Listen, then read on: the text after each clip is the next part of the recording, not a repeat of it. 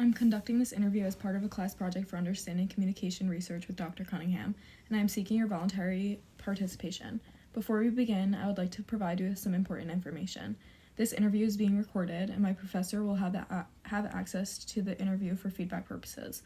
I kindly request that you acknowledge that you understand the purpose of this interview by saying yes or I understand. Yes. Your participation is completely voluntary, and you have the option to remain anonymous or have your identity kept confidential if you prefer. If you wish to remain anonymous or have your identity confidential, please let me know. By continuing with this interview, you confirm that you voluntarily consent to participate and to be recorded. Answer yes or no. Yes. What is your age? 21. What is your gender? Male. What is your educational background? Student at SUNY Oneonta.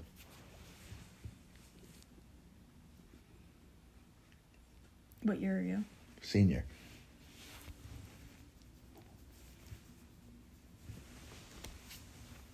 Have you ever been involved in making end-of-life decisions for yourself or someone else? No. Do you have any religious beliefs that influence your views on death? No.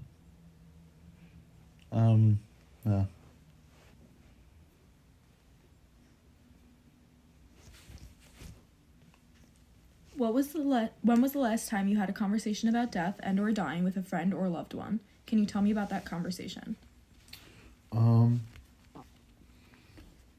I guess it's with my grandma, because she's in the later stages of Alzheimer's, so I think it's just more of she's a shell of herself to begin with, so I think it's just more of an accepting the obvious of what's going to happen, and I guess unfortunately, sad as it is, I guess like somewhat near future. Yeah, I guess that's the most recent. Who was the conversation with? Oh, my mom, my dad, my family. How did you feel? It's not a happy conversation. It's definitely a morbid, depressing type of conversation, but it's just in order to like almost prepare for the worst, obviously. Have you ever had a conversation with someone when they were near the end of their life? No. Hypothetically speaking, if you found out a close family member was terminally ill, what would you want to talk to them about?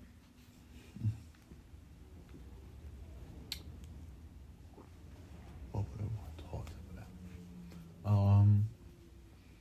I guess just like happy memories, cool stories about their life, and positive things, because obviously knowing you're gonna pass away isn't a happy thought. It doesn't make you feel good. So obviously, happy thoughts and cool stories, or maybe life advice.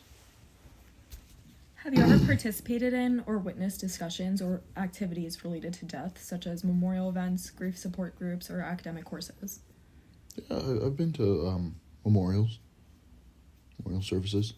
How did these experiences affect you or on your perception of death?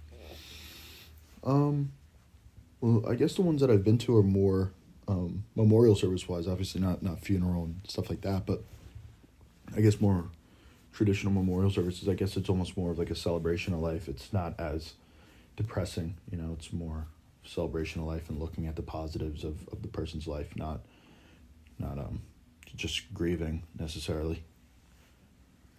Do you think college environments and academic pressures affect how students perceive and cope with death? College what? College environments and academic pressures. Change how students perceive death? Does it affect it? No, I don't think so. I think that's like apples and oranges. You can't really compare them. It's not really, I think there's a relationship there.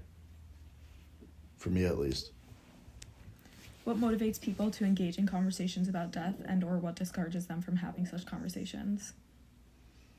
I think people engage in them to find like comfort in like similar thoughts about death, maybe talking about the unknown and feeling a little bit more secure, maybe having somewhat of an idea or a thought about what is death, and trying to wrap your mind around it. Maybe that's why people engage about it, because it is fascinating, I guess, because nobody's here to talk about it, obviously, because everybody's passed away, so you don't know. But I guess like the idea of how morbid it is and how depressing it is, I guess, discourages people. It's not a happy topic of conversation. It's never like enjoyable to talk about. It's depressing. What role do you believe social media and digital platforms play in how college students engage with conversations about death? Engage about conversation death, social media. I don't really think social media does have an effect on how students are talking about death. Maybe it's more publicized, I guess.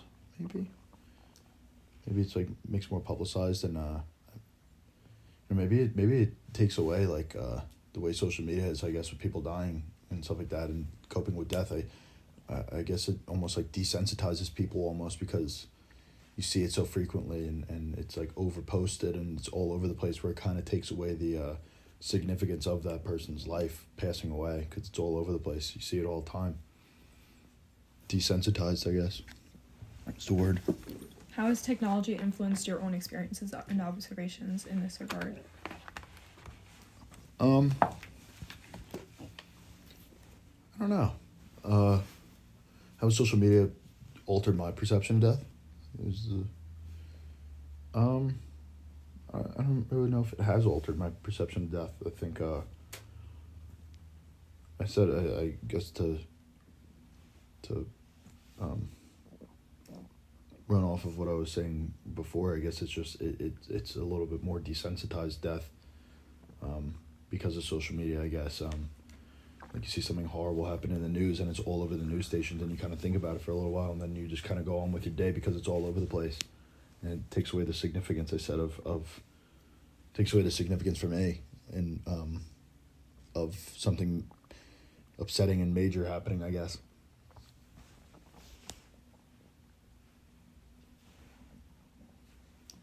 Thank you.